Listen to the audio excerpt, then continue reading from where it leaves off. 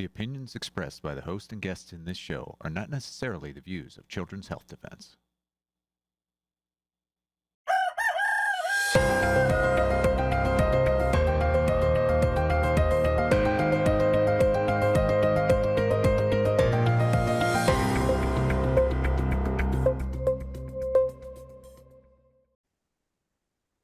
Good morning, CHD. It is Monday, May the 11th, 2026. We are live here at CHD TV. A very exciting day today as Mothers-to-Be is relaunching back. Isabella's had her baby, Clementine, and she's going to be coming on. Well, we pre-recorded this because of the schedule of the baby, but she's back and she's going to come and tell you about her birth story. And so every Monday from now on, Mothers-to-Be is back. So we're thrilled to have her back. But first, we've got an important subject to talk about here because, again, remember I told you, some of you, not you, the viewers, but some people are writing in saying, can you stop with talking about COVID? It's like boring. And the reason why we have to keep talking about COVID, as I keep saying over and over again, is that we don't want this to happen again. And these white fibrous clots are still there. They haven't disappeared. And so we are going to keep continuing to talk about this. And we've got Thomas Haviland with us this morning to continue this conversation. So good morning, Thomas Haviland. How are you? Holly, thanks for having me on. Love Mary Holland, Dr. Brian Hooker, and your folks at Children's Health Defense. Thanks for having me. Well, thank you. Well, now, first of all, I think tell everyone who you are and also why you're doing this. Sure. My name's Tom Haviland from Dayton, Ohio. I'm a retired U.S. Air Force major. Spent 20 years in uniform, retired with the rank of major. Spent an additional 16 years as a defense contractor. Love my job. Worked with aircraft like the F-16 Falcon, the F-22 Raptor, the F-117 Stealth Fighter. Love my career. It all came to an abrupt halt, though, Polly, in October of 2021 when I refused to take the COVID-19 vaccine. In fact, a three-star Air Force general had sent an email out to the whole base in October of 2021 telling the military, the government civilians, and us defense contractors the dates we had to get the shots by or else get kicked out. And he tried to guilt those of us who had not taken the jab yet into taking it. I sent him back an email. I said, shame on you. Instead of standing up for our right to decide for ourselves whether or not to take an experimental drug, you chose to spend your time trying to guilt us into taking the jab. Shame on you. And Polly, I didn't just send that email to him. I CC'd all 30,000 people that work at Wright-Patterson Air Force Base, Ohio. So I knew what was going to happen. I got a call a half hour later from my defense contractor boss, and I was fired from my $165,000 a year job as a data analyst and engineer for shaming the Air Force three-star in front of the whole base. But somebody had to do it. None of the generals, none of the colonels were pushing back on these unlawful mandates. So that led me actually, yeah, go ahead. I was just saying, well, good for you. And that ties in nicely with our duty to disobey. People listening right now, we have only this week to buy the tickets for that theatre. It's on the 30th of June. Go to dutytodisobeyfilm.com and please buy them this week. Otherwise, these theatres are not going to tip. So dutytodisobeyfilm.com. Right, Thomas. So you get fired quite spectacularly because, well, good. I mean, good for you for standing up for the truth, to be honest. And you get fired, but how does that bring you into all the work that you've done on these clots? Well, it became a blessing, Polly, because I went into early retirement. I then watched that Died Suddenly documentary. It took place in the week of Thanksgiving in November of 2022. The movie premiered Monday of that week. And for your folks that aren't familiar with it, it's about an hour-long documentary. About half the film is devoted to these embalmers seeing these unusual white fibrous clots in their corpses, like the ones I'm holding here, supplied by embalmer Richard Hirschman. So I wasn't sure when I watched that movie, Polly, the night premiere, whether it was they were a bunch of kooks or not, whether this was a hoax or not. So I got up the next morning after I watched that movie, and I called the Ohio Embalmers Association in Cincinnati, Ohio. They were mentioned in the movie. And I talked to their vice president, Mr. Woody Wilson, and he said, Tom, I'm seeing the white fibrous clots in my corpses. He runs a funeral home up in Marysville, Ohio, and does his own embalming. So that was my wow moment, Polly. I now had corroboration from a officer from a U.S. Embalmer Society organization. In fact, Woody later on became the president of the Ohio Embalmers Association. And since then, I found other presidents of funeral director associations around the U.S. who also corroborate this, that this is a real phenomenon. So then I decided with my friend from Northeastern Ohio, Miss Laura Kasner, who runs a wonderful Substack that we call Clotastrophe. It's free. And you can see it at laurakasner.substack.com. So we decided to do these survey monkey surveys to see how prevalent these white fibrous clots were, because we had a sneaking suspicion that the FDA, the CDC would not be looking into this problem. And, at that time, it was only had these 6 or 7 embalmers in this film died suddenly and said they were seeing these clots. So we sent the survey out to 1,700 funeral homes in major cities all around the world, in the United States, Canada, UK, and Australia, New Zealand. We also sent it to 50 national, regional, and state funeral director associations, each with hundreds of member embalmers underneath them, asking them to distribute the survey to their active embalmers to try to get as many responses as we could to some general questions about, are you seeing the clots? When did you see them? What percentage of your corpses have these phenomena? And in the 4 years I've run the survey, we've done an end-of-year survey every year, 2022 through 2025. The results have been very consistent, Polly. About 70 to 80% of the embalmers around the world say they are seeing the white fibrous clots. Most of them said they started seeing them in 2021 after the COVID vaccines rolled out. And the really shocking thing is a lot of the embalmers say they're seeing the clots in about 20 to 30% of their corpses. This is not a rare phenomenon. These things are quite prevalent. It's just shocking. We also ask questions.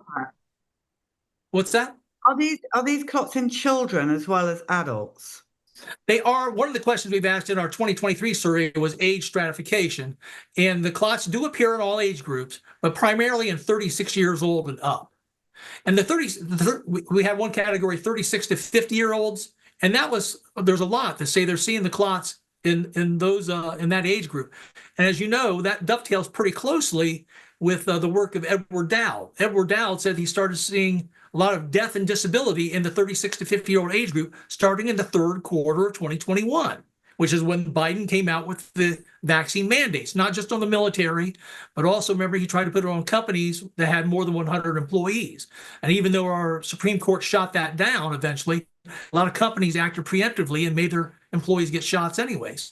And Ed said that he started seeing about a 40% spike in death and disability in that 36 to 50-year-old age group starting in the third quarter of 2021. And so, the embalmers, they're upset because they see these younger people winding up on their embalming tables with strokes and heart attacks caused by these things. And, it's a darn shame. It is. So did you have trouble getting the embalmers and funeral directors to get involved in these surveys? Absolutely, Polly. It's been a difficult time. In fact, my latest 2025 end of year survey, I only had 59 responses. The previous year, I had actually 301 responses. That was my best year. Now, we sent the survey out, like I said, we should have had about 5,000 responses had everybody responded to the people that we'd sent it to. But like I said, my best year was 301. And I have some proof that there's a cover-up going on here. And I think one of the main reasons, by the way, is these funeral director association presidents and board members, a lot of them, that they run funeral homes themselves. And a lot of them mandated that their employees, including their embalmers, take the COVID-19 vaccines. So would you want to participate in a survey that might show a link between the COVID vaccines and these white fibrous clots if you mandated all the employees of your funeral home take the COVID vaccine? One of the strange cases I had was in 2023, my best participant was the Pennsylvania Funeral Directors Association. And I sent the email with the link to the survey to them and asked their secretary, Miss Allison Hinkle. I said, hey, Allison, please forward this to all your active embalmers to take. And I noticed she did that because within the next 2 days, Polly, I had 125 responses from the embalmers in the state of Pennsylvania alone. About 70% saying they were seeing the clots, about 30% said they were not seeing the clots. But the very next year, when I tried to run my 2024 survey and my 2025 survey, the Pennsylvania Funeral Directors Association declined to participate. Now, why would they participate in my 2023 survey, but then decline to participate in my 2024 and 2025 survey, despite the fact their own president at that time, Mr. Chris Calvi Jr., was seeing the white fibrous clots, and he had sent me emails in both of those years talking about it. In fact, about a month or so ago, Chris Jr. and I, we went on a One American News Network show hosted by Riley Lewis, and Chris said that he's currently seeing the white fibrous clots in 30 to 40% of his corpses. But despite that, his organization that he was president of declined to participate in the survey. Another case is a case of the British Institute of Embalmers, the BIE. They brag on their website of having a code of ethics, and key point number 4 in their code of ethics says that whenever there's something unusual happening in the world of embalming, we're supposed to do research into that and look into it. Well, yeah, they haven't been looking into that. Here's a rejection letter that I got from them, by the way. But what's interesting about that is recently they've done things to even tighten down on the fact of not wanting to talk about the clots. They used to have a forum for their embalmers to communicate with each other, and member embalmers would post articles on there. And I had an insider at the BIE, Polly, who would post my survey results and even ask the British embalmers to take the survey. Well, guess what they did? In January of this year, rather than accommodate that, the BIE, their leadership, eliminated that embalmers forums. So now they can't talk about my surveys and the white fibrous clots, nor can they communicate about any topic. So they've actually they've censored their membership from talking about anything. They've also gone a few steps further than that. They've also they have what's called a public relations officer. They ask any embalmer that plans on going on a show to talk about the clots or anything else. They said, we want you to run that by our public relations officer first to make sure that it's okay for you to say that. As if they're going to threaten to maybe kick you out of the BIE if you talk about something they don't want you to talk about. And the last thing they did is they've recently brought up what was called a Human Tissue Act of 2004, which they're thinking about revising and making it more strict to make it actually criminal or illegal to keep clots taken out of a dead person's body. So in other words, they want to destroy the evidence. They don't want the embalmers to even keep the evidence that these white fibrous clots are happening in corpses. So it's very sinister. One of the interesting things is there's a Mr. Dana Goodell. He's actually a current board member of the Iowa Funeral Directors Association. Dana also went on a show with me a couple of months ago to talk about the white fibrous clots he's seen in his corpses. But then I got a call about a week later after we did our interview with Maria Z. And Dana said, Tom, I'm sorry, I cannot go on any more shows with you. I said, why not? And Dana said, because I'm getting flack. I said, are you getting flack from your own Iowa Funeral Directors Association? And Dana said, yes. He said, in fact, I'm getting ready tomorrow I'm going into a Zoom call where I'm going to get reprimanded for going on the show and talking about the clots with you and Maria Z. So we have evidence after evidence, Polly, that there's a cover-up going on, that these funeral director associations do not want to talk about the clots. By the way, neither do doctors, endovascular specialists, cardiologists, vascular surgeons. Same thing's happening there. I'm in touch with was in touch with an endovascular specialist and cardiologist from Jacksonville, Florida, named Dr. Mahana Basheret, who has been removing these same white fibrous clots from living people for the last 5 years in what's called a cath lab. But Dr. Basheret sent me an email about a month after we first made contact saying, Tom, I've been instructed to terminate communications immediately. Sorry for the inconvenience. So obviously his hospital administration got to him, right? They told him, shut up. We don't want you talking about this. Tom, I've got a few questions. So first of all, these clots, so many of you are talking about it, okay? But what about the FDA, the CDC, the NIH, HHS? What's going on? I like to know what's going on too, Polly. Ever since I've had their surveys done, every year I've had the results of my surveys, I've sent them immediately to the FDA, CDC, and NIH. In fact, in 2022, when we had our USA portion of our first survey done, I sent the results of that survey immediately to the FDA in time for their vaccine-related biological products advisory committee meeting on the 26th of January in 2023. Remember, this is the same time they were getting signals that there was a lot of strokes happening in people. They had a moderate stroke signal, but they decided to downgrade it to a slight signal even though we saw communications that have now been revealed between the White House and the FDA and the CDC saying that they knew there was a moderate stroke signal. I sent them this results of this survey that said that, hey, these embalmers are seeing this new phenomenon of these white fibrous clots in 20 to 30% of their corpses. It was actually 30% at that time, Polly. So they should have put 2 and 2 together and say, hey, these clots are probably causing these strokes and heart attacks that we're seeing this moderate increase in. But they never used, I actually asked to speak at that meeting, that vaccine-related biological products meeting. They denied me the right to speak at it. I did, however, submit my information in a written format, and I got an FDA tracking number. So I have an FDA tracking number for on the 19th of January of 2023. At the same time, they were downgrading that signal from moderate to slight, even though I was telling them there's clots in this new type of clot in 30% of your corpses. Okay, Criminal. so, yes, it's criminal. Here is the question that I really want answered. So the embalmers are telling us they're still seeing these clots today. We know the COVID-19 shots shed. So what, are they all vaccinated with these clots, or are we seeing them in the unvaccinated? Because if we're seeing them in the unvaccinated because these shots shed, then we've got a massive problem.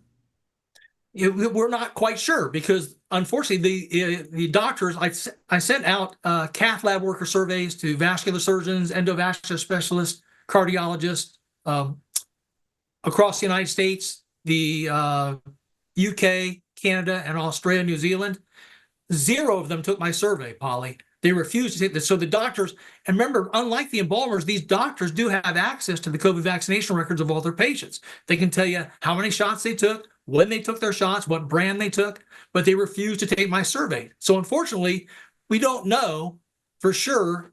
I suspect highly that most of the white fibrous clots are in people who have taken the vaccine, because we had another whistleblower besides Dr. Bashir that was in contact with a Dr. Philip McMillan, who runs a channel called Vegan Health over in the UK. And that particular whistleblower said 99% of the time when he finds the white fibrous clots, that person's been jabbed with anywhere between 1 to 8 jabs. And the more jabs they've taken, the worse the clotting seems to be. But he's the only one that's made that statement, to my knowledge. So it's atrocious that these doctors who could tell us, right, when they're finding white fibrous clots, when a vascular surgeon or endovascular specialist pulls a white fibrous clot out of a living person, they could tell us from their records whether that person had taken the vaccines or not, or how many vaccines they've taken. But they refuse to hand over that information. Someone's asking about, what about those that are cremated? My mother was cremated, and I talked to the mortician who confirmed he had been seeing the clots, which began after the shots rolled out. Well, as Richard Hirschman told you last week, I think, cremations actually hide the evidence, right? It's destroying the evidence. So, but I think that it is alarming that the embalmers are still seeing the white fibrous clots in around 20% of my corpses during my last worldwide survey. I'll be heading out in a couple weeks here on 31 May. I'll be actually going to Tennessee, to Chattanooga. I've been invited back for the 2nd year in a row to be a guest speaker at the Tennessee Funeral Directors Association's annual convention. I was there last year, gave a survey to the Tennessee embalmers. They were seeing the white fibrous clots in about 20% of their corpses, as well as another phenomenon called microclotting that Richard, I think, has told you about. And I actually captured at that meeting last year 18 of 28 embalmers in that room with their hands raised saying they were seeing the white fibrous clots. So we have, visual proof, evidence that this is happening. And I'll run the survey again this year with the Tennessee embalmers. This will be good. It'll be our first look at what embalmers are seeing in the first half of 2026. I suspect that we're probably still around that 20% mark, which to me is an indication, Polly, that the vaccine's mRNA is continuing to produce spike protein in people. We're still seeing these white fibrous clots in that high a percentage of corpses this many years out from when most people took their last jabs way back in 2021. As you know, most people passed on the boosters. But if we're still seeing this high percentage, it's telling me that a lot of people are continuing to be spike protein factories. They're producing spike from that mRNA, which is continuing to cause these clots. What do you want to see happen with the work that you're doing? What would be your best outcome? Best outcome for me would be to stop having to do my work and have the FDA and the CDC pick up this task that I've been doing and do their own surveys, right? And actually contact these funeral director associations, embalmers, vascular surgeons, endovascular specialists, cath lab workers, and find out through their own surveys what percentage of people actually still have these white fibrous clots, especially in the living. And then from that, also use the information. I think Richard Hirschman told you about some of the work that a scientific team we've been in touch with, Mr. Greg Harrison and his folks in Sydney, Australia, working with some university labs in the Australia, New Zealand region, as well as Europe, have been analyzing the clots, and we've got a pretty sound evidence that it's actually our natural blood clotting protein fibrinogen combining with the spike protein and the phospholipid nanoparticles to cause these misfolded, twisted amyloid, fibrin clots that are real rubbery. The embalmers describe as what looks like calamari, and they stretch like a rubber band, then stretch back into place again. So it's causing this very strong or bizarre polymer. So my hope is that the CDC and the FDA will eventually get off the dime, investigate this, and then we can start working on ways to mitigate it and help it go away. Which, to me, the main way to make this go away is to take the vaccines, the COVID vaccines, any mRNA vaccine, off the shelf immediately. But still seeing them in the other COVID shots that were not mRNA, we're still seeing the blood clots in the AstraZeneca and the Johnson & Johnson people. So there's that. That's correct. Because ultimately they produce spike protein, and spike protein is the culprit here. So that's why we say that it is possible, I think, that the COVID virus itself could be producing the white fibrous clots, because we do have the spike protein on the surface of the virus. But as you know, the mRNA produces much more of the spike protein and for a longer duration of time, possibly indefinitely. So, Thomas, are you afraid? Do you get attacked doing this work? I do not. Right now, I've just been ignored. So I guess I'm not big enough on the radar for them to go after and try to defame or. And like I said, I have no skin in the game here. I'm a retired U.S. Air Force major. I have selling no book. Our Substack is free. This is all, in fact, I've offered to other funeral director associations around the country, so I'll pay my own way, my own travel expenses, my own hotel bills, just to come talk to your embalmers and brief about the white fibrous clots and their prevalence and what we think is happening and how they're being caused by the spike protein. So I have no agenda here other than to try to warn the populace. Thomas, how can people follow you? Well, they can, if a endovascular specialist, cardiologist, embalmer, funeral director wants to talk to me about the clots, they can contact me directly at Thomas Haviland at sbcglobal.net. And again, I'll pitch our free Substack called Clotastrophe at Laura, Laura Kasner, Kasner.substack.com. And by the way, I've tried to, in addition to the FDA and the CDC, I called Dr. Jay Bhattacharya at his home. I have Jay's home phone number. I called him one Saturday night last August to tell him about the clots. So he's aware of it. He knows it's happening, but yet we haven't seen a whole lot of action out of our administration, which is disappointing, right? Because I was hoping that with RFK Jr., Jay in there, some of the people I know, they know what's going on. I was hoping we'd see a little more action to get the COVID-19 vaccines off the shelves. That's quite right. Thomas, we're so grateful to you for all the work that you are doing and have done. Is there anything else you want our audience to know? No, just if they come out with more mRNA vaccines in the future, just say no to them. It's not a good technology. No, well, from my point of view, say no to all vaccines, but that's just me, eh? Thomas, you're amazing. Thank you so much for your work, and we will be following. And do come back on and update us as things progress. Will do, Polly. Thanks so much. Thank you so much. Okay, everyone, we're going to go now to mothers-to-be. They're back. She's back.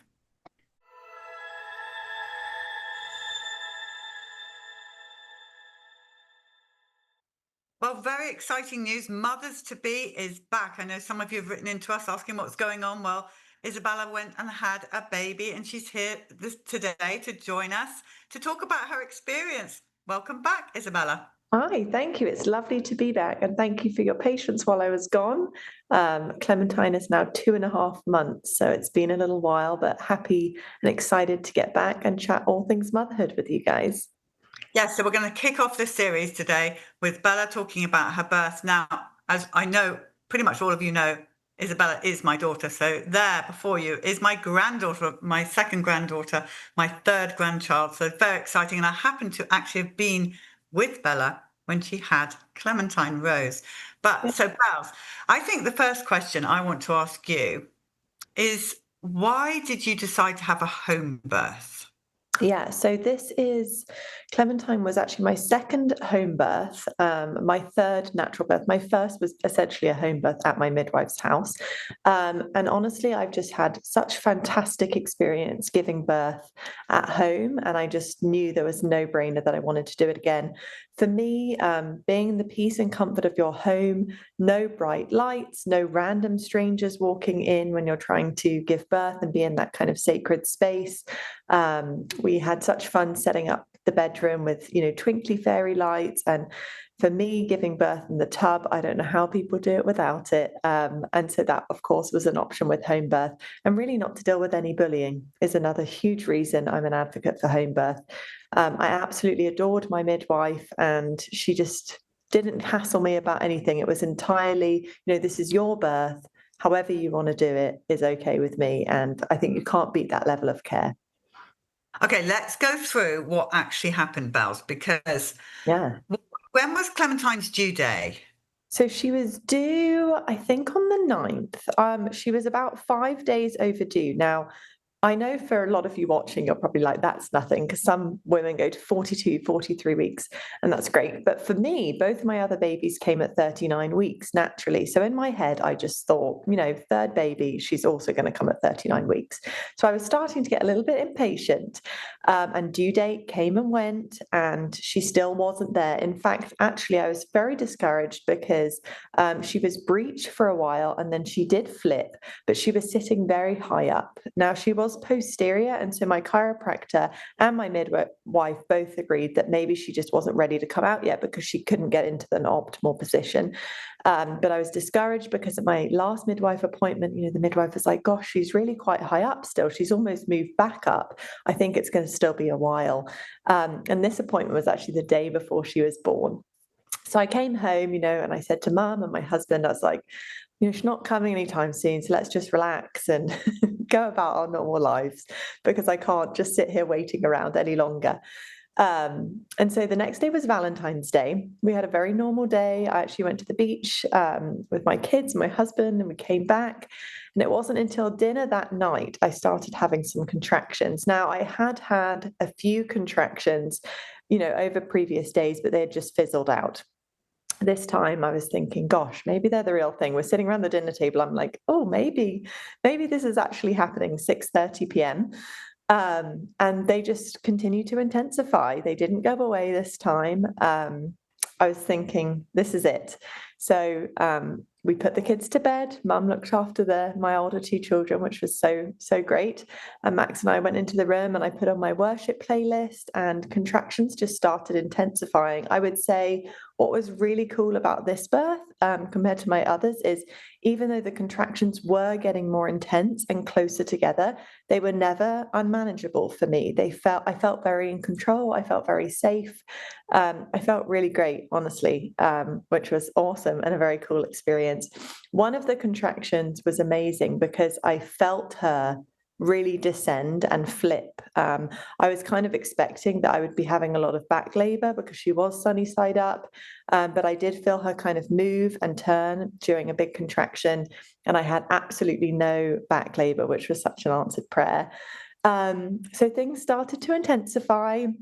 Again, nothing unmanageable, but then my husband was texting the midwife, and I said, I don't think she should come yet, because typically my labors are a bit longer than this. I don't feel like she's coming out anytime soon. We probably have another 5 or 6 hours. And Max was just looking at me like, these contractions are coming very, very close together. But I could talk through them, and I said, no, don't bother her. Let's just wait. And then, to my knowledge, he actually texted my midwife anyway and was like, I think you should probably come because they are coming very close together. And thank goodness he did, because she arrived and I vomited on the bed, which I vomited in my first birth, not at all in my second, but just once in the third birth. And of course, my midwife was like, that means you're in transition. And she came right when I was doing that. Max actually had to go and get mum, I believe, from upstairs. I was like in my labor zone, but I remember my mum being there and I was like, hi, mum, when she was changing the sheets, which is amazing. But yeah, things continued to intensify. My midwife was blowing up the tub. And I just kept asking her, when can I get in? Because I was starting to feel pushy. I could feel Clementine really descending. Again, my other births, I had pushed for probably 90 minutes with each birth. I was already starting to push and I could feel her really low. And I was like, I think she's pretty much coming out. So the tub was finally full. I popped in, and within, probably 5 pushes and under 10 minutes after that, she came flying out, which was amazing. And again, overall, compared to my other 2 births, all 3 of my births have been such a gift, such an amazing experience. But this was by far my best birth, quickest, least intense. There was never a time where I felt discouraged. I felt really good about it, and it was awesome. Yeah, you did amazing, Bella, for sure. It was quite incredible to be part of that. And she weighed quite a lot, didn't she? Because we thought she was quite small because we weren't too. Yeah, she was a big baby. All of my babies have been quite big, but for anyone watching, if you're discouraged about, oh, your baby's going to be huge, Clementine was my biggest baby and my easiest birth. She was 9 pounds 11. And I had no tearing, no issues with, of course, all the things they say is so scary about having a big baby. I had absolutely no issues. And yeah, it was my easiest birth. So big babies for the win. And just so you all know, the other 2 children, who are only 1 and 3, 4, 1 and 4, they slept right through all of this, because this is how it went for me. I went up nice and I spoke to Bella in the kitchen. And I was like, do you think you're actually in labour? And you're like, no, probably not. I mean, I don't know. It's whatever it is nothing right now. This is about 6:37 when we just had finished eating. So I was like, okay, well, I'm going to go head up to the other children, help, with that, and just be up there with them. And then at about 10 o'clock, Max, Bella's husband, shone his flashlight in my face and he goes, do you mind getting up? He was nice and calm because Bella's vomited. We need some help. And I thought he said the midwife wasn't there yet. I don't know. Anyway, we ran downstairs and helped clean the sheets. And Bella did so well. And I cleaned the sheets, the pool was up. Bella got into the pool, and basically it wasn't that long after that Clementine came out. Yeah, literally 10 minutes. And yeah, I do want to touch about that because obviously both my kids, we kind of practice more of a co-sleeping style of parenting. And one of my big worries was, oh gosh, my other kid's going to be okay if they're not there for support. But these things really do work themselves out. And, for all of my births, especially with the ones with older kids, have been absolutely fine. They sleep through, get a parent in to help. But it just worked perfectly. They slept through and then they woke up in the morning and there was baby Clementine. They were so excited to meet their sister. So it was really cool timing. It was. And I think it helps that your second child, Flora, who's just about to turn 2 now, she's very independent. We decorated her room the week before with dollies and all kinds of stuff, everything that she likes. And she was with a tiny little bed. She was so excited to be in there, wasn't she? She's just a very independent child. Yeah. All babies are so different. She's definitely my independent girl. She actually loves her own space. So it's great. It is great. So you've had 3 births, and the first one was in a birthing centre type. Well, it wasn't a birthing centre, was it? What was it? Yeah, so technically it was a birth suite. It was essentially a home birth at my midwife's house. She had, a separate space, which just worked for the setup that we were in, the house that we were living in, etc. So I did have to travel though, and that was the difference. I got all the benefits of the home birth, but I still did have to get in the car, and that was a game changer for my second and third. Just being able to, labour starting, there's nothing to stall it because you're just at home and you're calm already, versus with my first birth, I was thinking, oh gosh, contractions are starting, let's go for the 45-minute drive. And it just was quite uncomfortable to be in the car. But it was a wonderful experience. It was a lot longer, as most first-time labours are. I think it was about 17 hours. But he came out eventually, and he was also big. He was 9, 10 and a half. And then we stayed over the night at my midwife's house because it was in the middle of the night, and went home in the morning. And yeah, it was also a wonderful experience.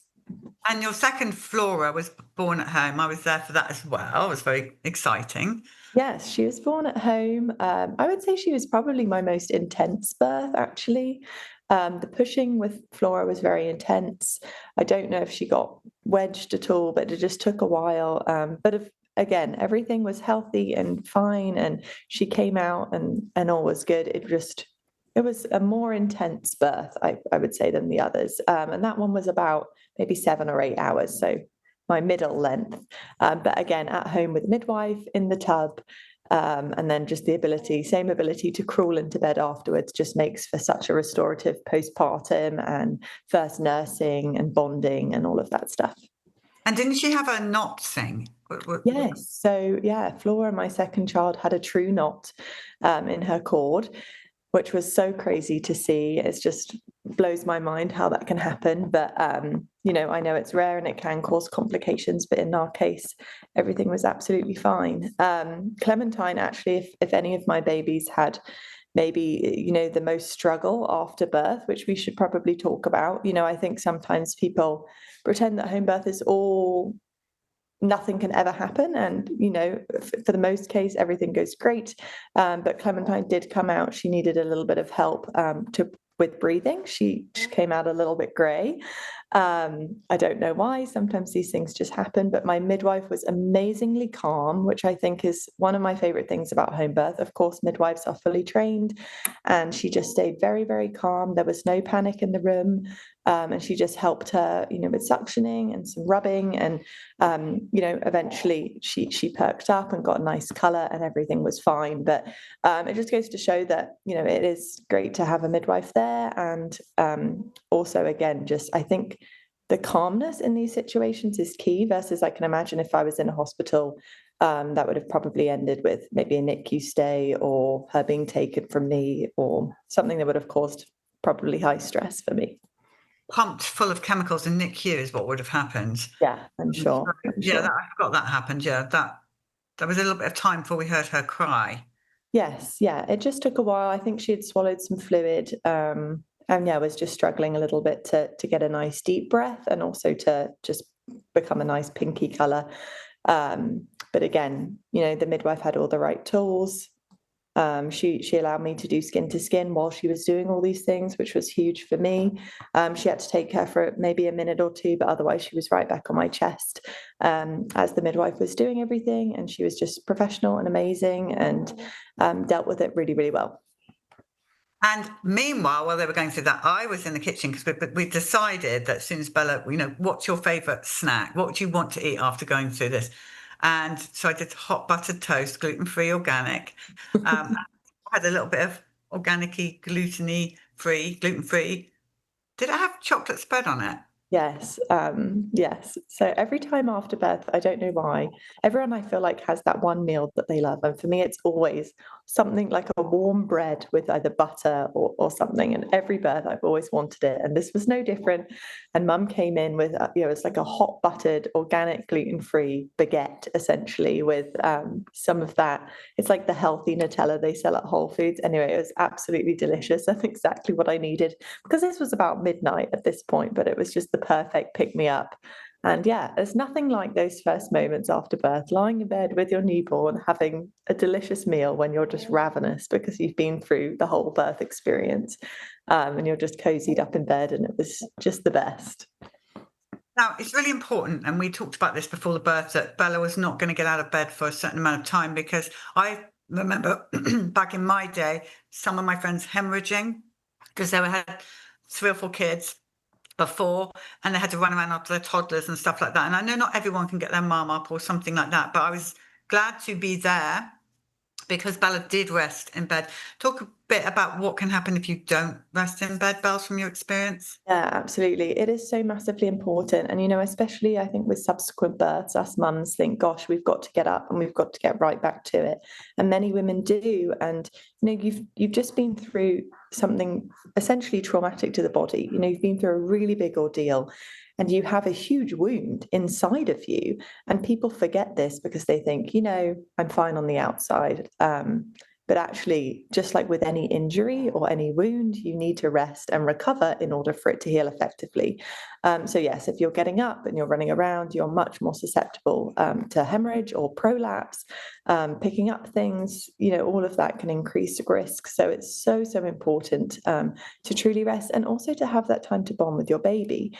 I think a lot of people, in this culture, we're so quick to rush back to work, we're quick to rush back to getting out and about, but truly just you and your baby, skin to skin, in bed, full rest. They recommend the 5-5-5 rule. So that's 5 days in the bed, 5 days on the bed, and then 5 days around the bed. That's, 2 weeks, essentially, over 2 weeks of pure rest, not getting up to go to the kitchen and making a meal, not walking up and down the stairs, true rest. And, I'm so thankful to have mum there to help so I could really do that. But I've pretty much practiced that with all 3 pregnancies, and I've had really, really good recoveries. And so I think if you can really prioritize those first two weeks of true rest, your body will really thank you in the long run. Because again, you're healing a big wound, and also your body is so depleted after going through something very strenuous. So it's important to nourish your body, hydrate well, eat lots of warming foods just to recover and replenish, and then really, really rest, even when it's tempting that you want to get up. Yeah, let's talk about the warming foods, because again, we had planned that ahead of time. Why are warm foods better for you than eating cold fruit or something? Yeah, so there's a really amazing research on this going all the way back to the Ayurvedic times. And the Chinese medicine is really, really big on the warming foods. But essentially also your digestive system is slowed. And again, your body is trying to recover, and warming foods are exactly what your body needs to be able to digest and rest. And there's a really great book. It's called The First 40 Days. And it has some amazing recipes, and it really delves into the science behind the why of warming foods, and also why specific foods, so lots of broths and meats, and soaked and sprouted oatmeal and things like that again are warming versus smoothies even, or salads, and especially junk food. I know you've just had a baby and it might be tempting to do all that, but you are just going to slow your recovery down. So highly recommend that book. We also have some more resources on the Mothers to Be website about this, as well as some recipes. So definitely check it out. I want to make a last comment, which I thought was really interesting. That I think it was a midwife, somebody advised us, because so Theo, your oldest child, goes to a little play group. It's like a Christian play group. It's lovely. What I'm like about schools, everybody. It's basically like a sort of homeschooling type environment. Oh, yeah. Yeah, whatever.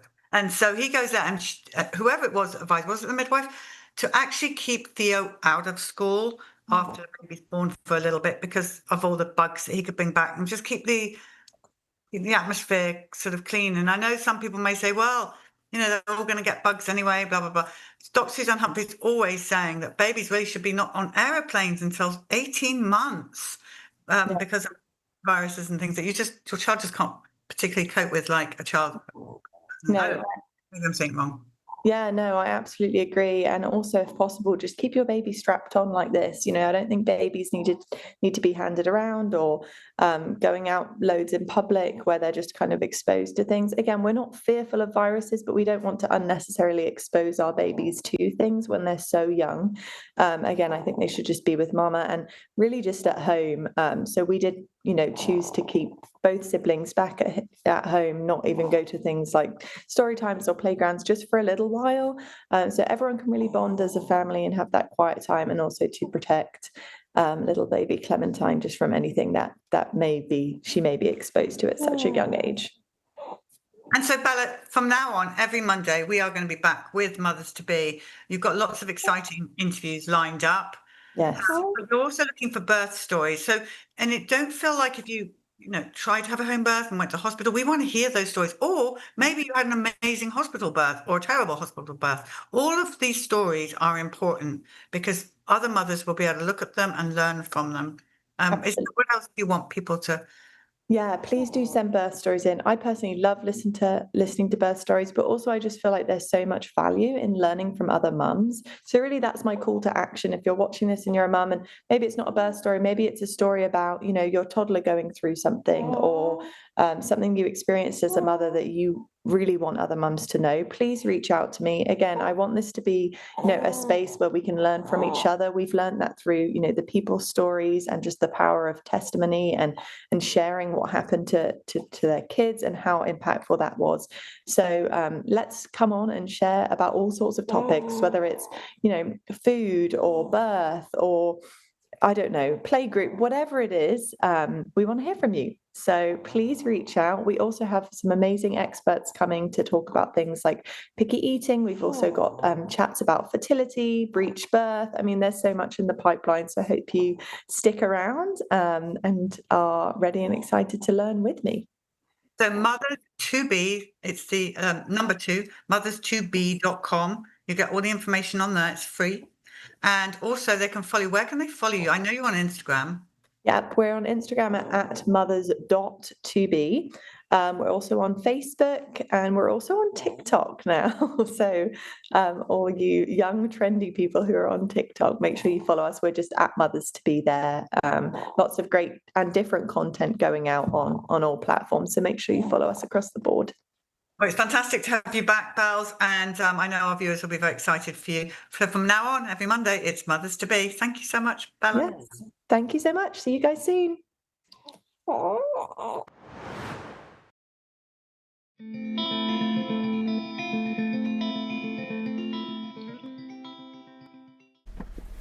right, we're live. So can you tell us your name, please? Brittany Lawson. And who's this? This is Bo Lawson. Okay, and how old is he? Bo is 5. All right, and this is the story about him. Now, how many children have you got? I have three boys. Tell us what happened then when you were pregnant with him. Did you have a conversation about vaccines or anything? No, nothing. I did exactly what I was told from the moment I found out I was pregnant to the moment I gave birth, which was a cesarean due to breech positioning, and nobody told me that I had an option, that I could have gone through delivering naturally. So I believe that the cesarean set the tone for the rest of what would follow next. So did you take any shots when you were pregnant though? The flu. The flu, just the flu, not the Tdap? No, I wouldn't. Something told me, just don't. And every time I said no, I was met with pushback from my doctor. What kind of things did they say to you? Can you remember? Absolutely. I was told at 8 months pregnant that if I didn't get the flu shot, and if he didn't get the flu shot, and the fact that I was having a baby in the middle of winter, flu season is what they called it, that the baby would get the flu and the likelihood of the baby surviving was very low. So I immediately said, well, I'm not getting it because I am pregnant. And I remember looking down at Bo and saying, well, I guess go ahead and give it to him. And he was never the same after that. I think it was accumulation. At that point, he was 15 months old. So I think it was just a buildup of everything leading up to that moment. So you were on schedule right from the moment he was born. Hepatitis B, vitamin K, everything. 2 months, 4 months, 6 months. Formula everything. fed because cesarean. They really didn't give me a chance to breastfeed, and I didn't know about breastfeeding. I didn't know how to do it, and I was in so much pain from the cesarean. Yes, I followed everything they told me. So they cheated you out of a natural birth? Everything, natural birth, breastfeeding. Those first few hours with the child, they gave the child straight to my husband after he was born. They didn't even put him on my chest. We talk about that to this day, how my husband held him for the first, few minutes he entered this world, and that is soul crushing and heartbreaking. So at 15 months, you feel like that was when it was the final assault on him? Yes, ma'am, because then after that, I said no more. I put my foot down. I knew right away when we got home that something had happened. Very lethargic, high fever. And then after that, he literally was not the same child anymore. No more excitement when his dad walked through the door. No more responding to his name. No playing, no pretend play. It's literally like somebody just hit a pause button on his development. And that was really hard. Had you heard of... Whoops, I think we're still live. All good. Hello, everybody. It's what happens sometimes. I'm so sorry. It's okay. We're all good. Relax, okay? All right. I'm almost done. Sorry. To my knowledge, we are anyway. Have you heard of what they call, which you are now part of, the anti-vax movement? No. That's ridiculous. You hadn't heard people saying, you hadn't heard the film Vaxxed or any of those things, people saying the vaccines have hurt Not children? a word. Not a word. Women, we've been given this intuition, and every time we went in, something kept telling me, this doesn't feel right, this doesn't feel right, this doesn't feel right, and that voice kept getting louder and louder and louder. And then after the flu shot, with how he was acting, and still didn't connect the two, I went on a play date with the young woman who had a set of twins who had just been diagnosed with autism. And she explained to me how she felt like it was due to the vaccines. And that is when I, if you will, had the veil lifted off my eyes, that this was even a thing. And that's when I was first introduced to the term vaccination, vaccine injury, anti-vax. That's when I first heard about it. No idea. I thought you have children, they learn to walk, they learn to talk, and you carry on with life. None of this was in my wheelhouse by any means. So you then had 2 other children? Mm-hmm.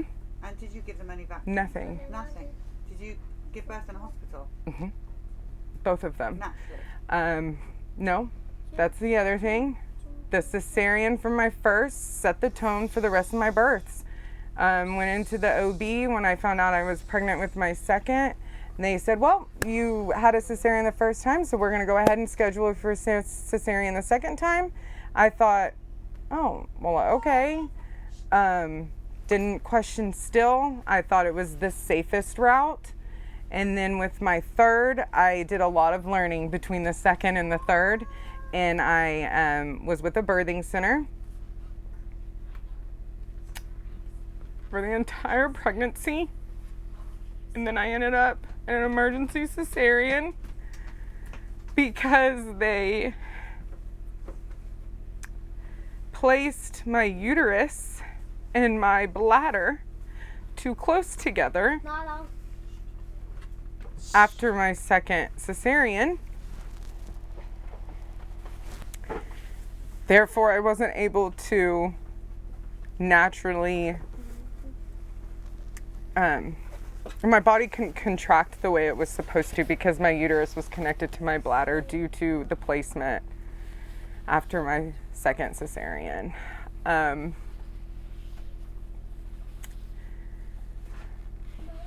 after that, I can't have any more children.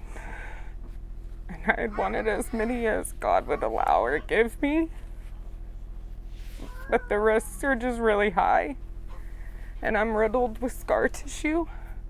So it wouldn't be good for the baby if I were. So now I am mourning that factor too, of not being able to, I mean, I could, but I have 3 other children to think about, So, It's been a lot. He's not here. Can you talk about, if any, do you see any difference between your vaccinated child and your unvaccinated children? Night and day. And that is almost like a white elephant in my house, because my husband and I both know the only difference is the fact that neither of them were vaccinated and he was. There's things that my 4-year-old does that he still has never done and may never do, I don't know. So that's a big pill to swallow. Every single day you watch your other 2 children experience life, live life, do life how it was intended. And then there's one other children that's sitting in the same household that is having a total different experience. And so that's hard. It's very hard. Very hard. What advice do you give to the young pregnant mother that say you used to be? How do we get through to them without them having to go through what we went through to understand what it's about? Trust your gut. Trust your gut and don't be afraid to ask. Don't be afraid to ask anything. Just trust your gut. Just trust your gut. If you feel like it's wrong, it's probably wrong. Look, that bump. Yeah, and you know, you can only do better when you know better. That's really, yeah, just trust your gut. Trust your gut. Thank you so much for telling this very important story. What you actually have is a background study in your home. Reserve angel hunters. Okay, we get it. So it's important that we hear from people like you, because that's, to me, the real science. We say it's a little science experiment in our own home. And there are things that I have not done. The baby was not circumcised, whereas the first 2 were. And I strongly feel like that even plays a role in it too. I feel like they automatically go into this emotional distress at such a young age. He's just a total different baby. Total different baby. My youngest. It's been beautiful to watch him flourish and just learn and grow like he was intended to, and he should. So it's been pretty fun. It's cool.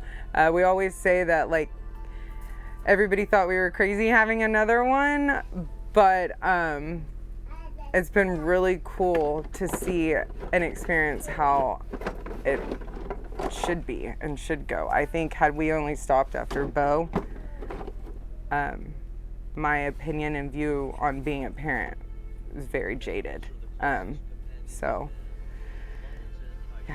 Thank you. You're welcome. Thank you so much for telling us. Yeah, absolutely. Big science experiment for sure at our home. 46% of the American people say mandates are dangerous, they're damaging, and vaccine science isn't settled. The steady decline of childhood vaccine rates. Vaccination rates continued to decline last year. There's a discourse about vaccines that didn't exist before. Children's Health Defense. Children's Health Defense. Children's Health Defense. Children's Health Defense. Children's Health Defense is the leader in the health freedom movement.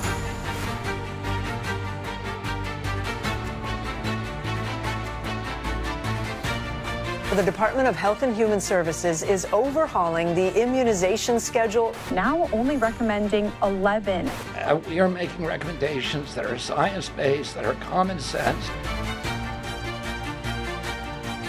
Secretary Hegseth, discarding the mandatory flu vaccine requirement. Your body, your faith, and your convictions are not negotiable. People recognize you have to be able to make an individualized decision. For the first time, the U.S. FDA will acknowledge that COVID-19 vaccines killed American children. States are putting in place medical freedom laws. There's bills in Congress that Children's Health Defense is supporting, the GRACE Act for the right to religious exemptions, the End the Vaccine Carve-Out, ending liability protection, and Tom Massey's bill to repeal the PrEP Act. One of the most aggressive medical accountability lawsuits in decades. Suing the American Academy of Pediatrics. CHD is suing under RICO laws, claiming that the AAP operates as a criminal enterprise and has for decades. A federal judge yesterday blocked Robert F. Kennedy Jr.'s recent overhaul of the nation's childhood vaccine schedule. They basically just froze all vaccine policy. The American Academy of Pediatrics and other medical groups filed a lawsuit arguing the vaccine changes violated federal law. Which is outrageous for a single judge sitting in Boston to stop any work at the Centers for Disease Control related to vaccines. This conflict between medical freedom and medical coercion, it's a fundamental conflict that we must resolve now in favor of medical freedom or forever be truly slaves to medical tyranny. I am so glad that there are people like you who are still fighting this. Children's Health Defense. If you don't know what they do, folks, look it up. We have got to, as a society, global, decide, is medical coercion okay, or do you have a right to decide what happens to your body?